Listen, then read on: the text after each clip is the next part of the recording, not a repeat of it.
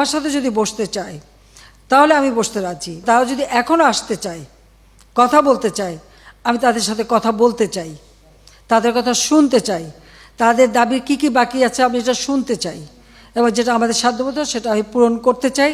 আমি এই সংঘাত চাই না। তারা যদি বসতে চায় আমার সঙ্গে, এই আন্দোলনকারীরা, কোটা আন্দোলনকারীরা, আমি তাদের সাথে বসবো, তাদের কথা শুনবো, তাদের দাবি দেওয়া এ পর্যন্ত যা মেনে নিয়েছে, আরও কিছু আছে কিনা সেটা হয়তো শুনতে হবে। এবং আপনাদের সামনে আমি বলতে চাচ্ছি যেটা দেশবাসীরও জানা উচিত যে আমি কখনোই আমার দরজা বন্ধ করিনি। গণভবনের দরজা খোলা। যখনই এই আন্দোলনকারীরা কথা বলতে চায়, আলোচনা করে সমাধান করতে চায়, আমি তাদের সাথে নিজেই বসতে রাজি। আমি আবারও বলছি যে আন্দোলনকারীরা যদি আলোচনা করতে চায়, আমি এখনও রাজি। যে কোনো সময় তারা আসতে পারে, আলোচনা করতে পারে, দরকার হলে তাদের গার্জিয়ানদের নিয়েও আসতে পারে। সার্বজনীন পেনশন স্কিম, এটা কিন্তু 2008-এর নির্বাচনী স্তরে আমাদের ছিল যে আমরা এটা করব। আমরা বহু সময় নিয়ে এটা অনেক চিন্তাভাবনা করে সার্বজনীন পেনশন স্কিমটা আমরা চালু করেছি, এবং সেখানে কিন্তু বিভিন্ন শ্রেণীর মানুষের জন্য বিভিন্নভাবে সুবিধা আমরা দিয়েছি। যে বিশ্ববিদ্যালয়, স্বায়ত্তশাসিত প্রতিষ্ঠান এবং প্রজাতন্ত্রের সকল বেতনভোগ কর্মচারীদের ক্ষেত্রে সার্বজনীন পেনশন ব্যবস্থায় অংশগ্রহণের বাধ্যবাধকতা বাতিল করে দিয়েছি, একবারে বাতিলই করে দিয়েছি।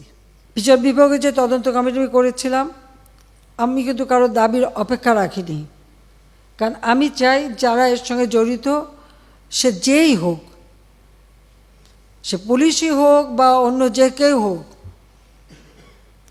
যারা অস্ত্রধারী, যারা এই ধরনের ঘটনা ঘটায়, তাদের সকলেরই তদন্ত হোক, বিচার হোক। এবং এই যে সমস্ত জ্বালাও পোড়াও সবগুলি, শুধু ঢাকা না, যে কয়টা জায়গায় এই ধরনের ধ্বংসাত্মক কার্যকলাপ হয়েছে সেগুলি যেন তদন্ত করে যথাযথ বিচার হবে।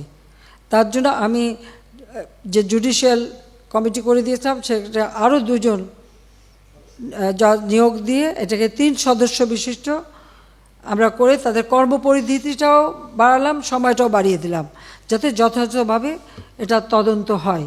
আমি চাই যে ধরনের অন্যায় বা হত্যাকাণ্ড যারাই ঘটাক, তারা তো আমার দেশের নাগরিক। সে পুলিশ হোক, একটা শিশু হোক, একটা মানুষ হোক, সে সন্ত্রাসী হোক, ডাকাত হোক বা ছাত্র হোক, যাই হোক, এই দেশের নাগরিক। আমি এর যথাযথ তদন্ত করে তাদের বিচার হবে, আমি সেটাই চাই। যে হত্যাকাণ্ডের সাথে জড়িতদের অবশ্যই বিচার করা হবে। আমি এটা স্পষ্ট বলি, হত্যাকাণ্ডের সঙ্গে যারা জড়িত, সে যেই হোক, অবশ্যই তাদের বিচার করা হবে, এবং যারা জড়িত তদন্ত করেই তা বের করা হবে। যারা অস্ত্রধারী, যেমন রংপুরে একটা ঘটনা ঘটেছে, যে পুলিশ দায়ী, সেই পুলিশকে সাসপেন্ড করা হয়েছে এবং তার বিরুদ্ধে তদন্ত হচ্ছে এবং তার বিচার হবে।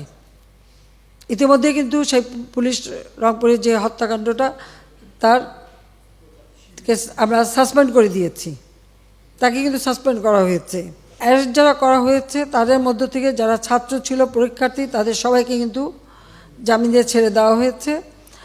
আর সাথে সাথে আমি এটাও নির্দেশ দিয়েছি যে এর ভিতরে যারা নিরীহ আছে তাদের সবাইকে, এবং ছাত্র যারা একেবারে খুনের সাথে জড়িত না বা সমস্ত ধ্বংসাত্মক কাজের সাথে জড়িত না, তাদেরকে মুক্তি দেওয়া শুরু করবে, এবং সেটা শুরু হয়ে যাচ্ছে। যারা যারা দোষী ঠিক তাদেরকে চিহ্নিত করে তা থাকবে, কিন্তু বাকিরা যাতে মুক্তি পায় সে ব্যবস্থাটা কিন্তু আমরা করে দিয়েছি।